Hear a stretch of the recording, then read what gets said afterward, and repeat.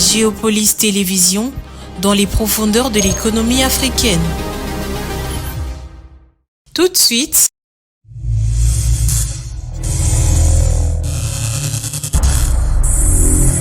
bulletin.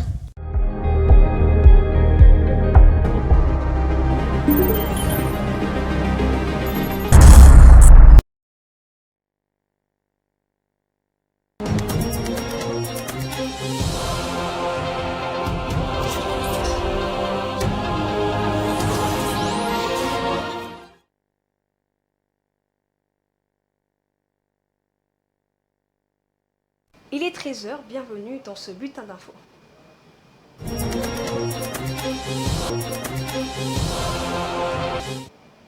Commençons ces bulletins d'infos avec cette brève. Après plusieurs reports, l'élection et l'installation du bureau définitif de l'Assemblée nationale interviendront ce mercredi 22 mai 2024. Le bureau définitif permettra à ce que l'Assemblée nationale joue son rôle dans les urgences du pays, notamment sur la situation sécuritaire, socio-économique et le prochain gouvernement. L'annonce a été faite par Ndundi Oumba Percy, première secrétaire du bureau provisoire de l'Assemblée nationale, dans un communiqué ce mardi 21 mai, dont la soirée, les détails dans la prochaine édition. On va à présent prendre la route de Mwanda où une certaine colère s'est emparée de la population qui reproche à la commission de gestion de fonds de Mwanda de tout faire avec les fonds alloués pour le projet de développement, sauf ce qui était prioritaire, à savoir l'électrification de la ville. Un reportage de Domomat et Béni Ifombo. Que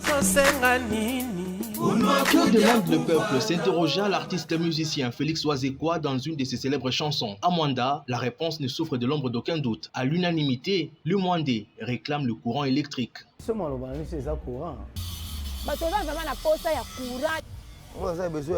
C'est ainsi que lorsque le gouvernement congolais s'est décidé en 2022 d'octroyer 10 millions de dollars américains au territoire de Mwanda pour le financement des projets de développement à la suite de la signature de l'avenant numéro 9 avec la société d'exploitation pétrolière Perenco, la population de Mwanda a au cours d'une table ronde résolu de consacrer plus de 50% de ses fonds à l'électrification de la ville. Depuis lors, l'impatience semble avoir gagné du terrain. La population s'en prend à la commission de gestion des fonds de Mwanda au motif que cette structure chargée de la gestion des 10 millions et de l'exécution des projets traîne le pas. Aujourd'hui, la CGFM nous surprit avec des lampadaires. Par-ci, parler de lampadaires. Excusez-moi, un lampadaire ne fait développer absolument rien. Personne ne peut préparer avec le lampadaire. Personne ne peut utiliser le lampadaire comme sa lumière dans la maison. Personne ne peut charger le téléphone avec le lampadaire. Ils savaient que nous faisons pression. Maintenant, pour essayer de dompter les gens, ils ont acheté des jeeps pour les chefs des secteurs. À la CGFM, on s'en défend. Pour son porte-parole, la structure met tout en œuvre pour réussir sa mission. Dans les délais, elle fait cependant face à de nombreux défis, dont le premier a été le retard dans le décaissement de fonds. À ce jour ici, nous vous disons que nous attendons 300 tonnes de moellons, 250 tonnes de caillasses. C'est pour procéder à l'implantation des poteaux moyenne tension, comme nous avons déjà des habitacles déjà prêts. À l'intérieur, c'est déjà compartimenté. Là où il y aura des transfos, là où il y aura les systèmes de sécurité, là où il y aura les systèmes de sectionnement, tout ça, c'est déjà compartimenté. Et on va tirer. Nous avons pratiquement tout. Comment alors comprendre la forte pression qui pèse sur la CGFM? Ici, on a une explication toute faite.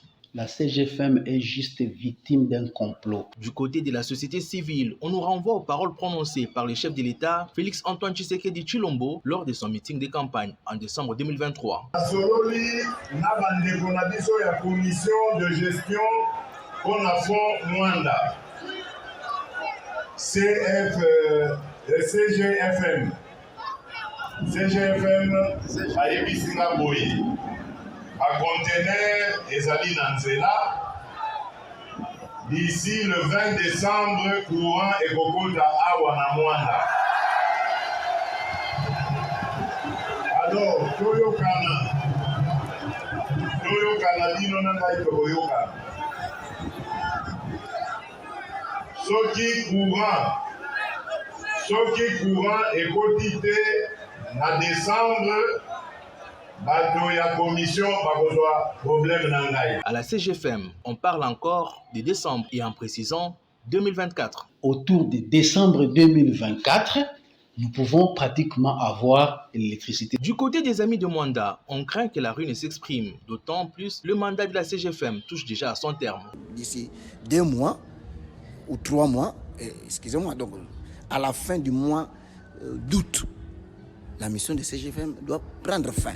Et nous croyons que juste à la fin du mois d'août, nous allons voir les courants s'allumer ici à Mwanda.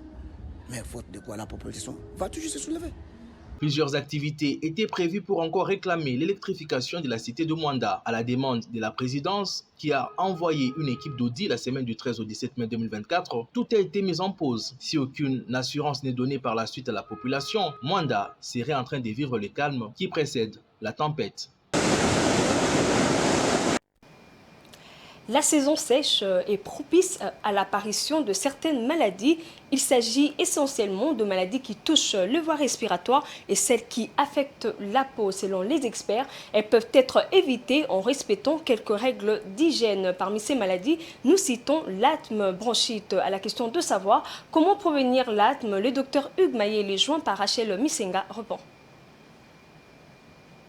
Bronchique.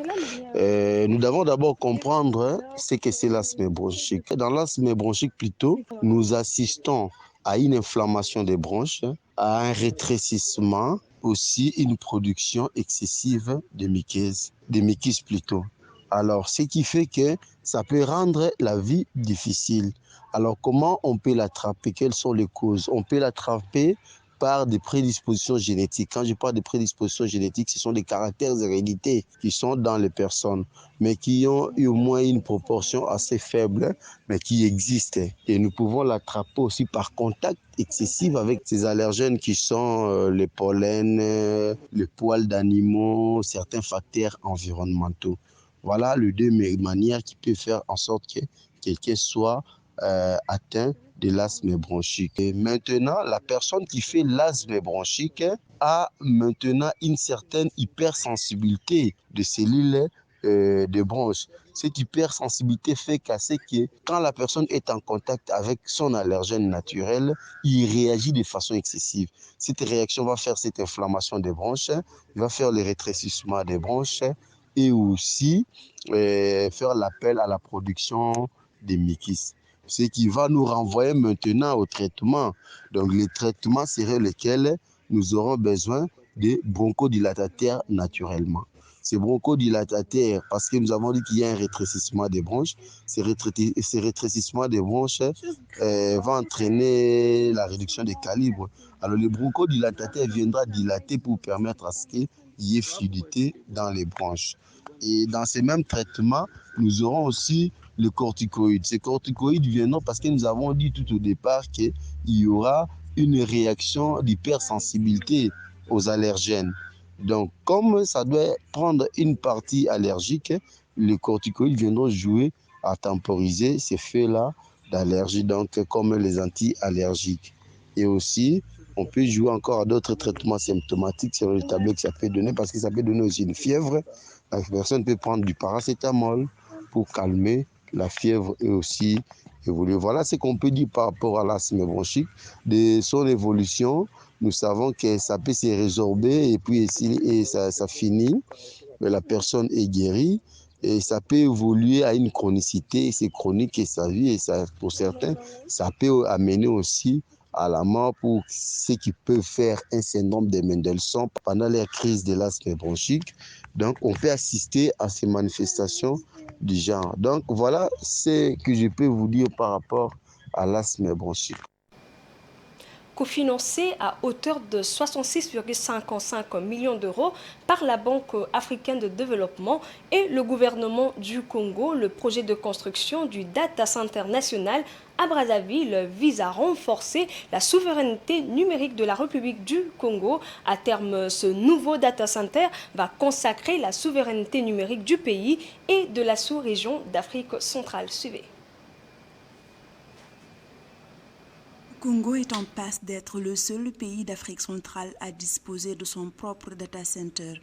Le pays va bientôt abriter un centre de stockage de données numériques à Brazzaville, la capitale, financé à hauteur de 66,55 millions d'euros, dont 52,47 millions d'euros de la Banque africaine de développement et 14,5 millions d'euros du gouvernement du Congo. Cette infrastructure a permis la pose d'un linéaire de plus de 600 km de fibres optiques sur les axes d'interconnexion avec le Cameroun et la République centrafricaine via le fleuve Congo. En place de ce projet financé par la Banque africaine de développement ne vient que confirmer en fait comme ce dispositif de l'Union africaine sur la cybersécurité et la protection de données à caractère personnel, notamment la charte de Malabo en 2014 qui encourage tous les pays africains à avoir leur data center dans le domaine du numérique. Ce projet sera le centre névralgique de stockage et de traitement de toutes les données numériques du Congo. À terme, il va consacrer la souveraineté numérique de ce pays dont l'infrastructure numérique est limitée par le manque de moyens techniques et humains et contribuer à l'amélioration de la compétitivité de l'économie du Congo selon les initiateurs. Les données africaines sont externalisées, sont mis dans les data centers ou bien dans les lieux de stockage aux États-Unis, en Europe, au Canada. Et donc, on ne peut pas avoir ces richesses qui soient localisées sur d'autres territoires. Donc, il était important quand même pour les pays africains de ramener les données qu'ils traitent, les données les concernant leur population sur leur propre territoire et en ayant aussi ces centres de stockage que nous appelons les data centers. Et donc, ce n'est que dans ce cadre que je vois ce projet se concrétiser pour assurer cette souveraineté numérique au Congo. Dans le but d'accélérer la transformation numérique du Congo, le gouvernement s'est doté d'un programme dénommé Projet d'accélération de la transformation numérique du Congo, d'un coût d'environ 27 milliards de francs CFA. Celui-ci entre dans le cadre de sa stratégie Congo Digital 2025 qui met l'accent sur le e-citoyen, le e-gouvernement et le e-commerce. C'est la fin de ce bulletin d'infos et rendez-vous à 19h30 pour la grande édition du journal télévisé avec Patience Lokeke. Bonne suite de programme sur votre chaîne Géopolis Télévision. Au revoir.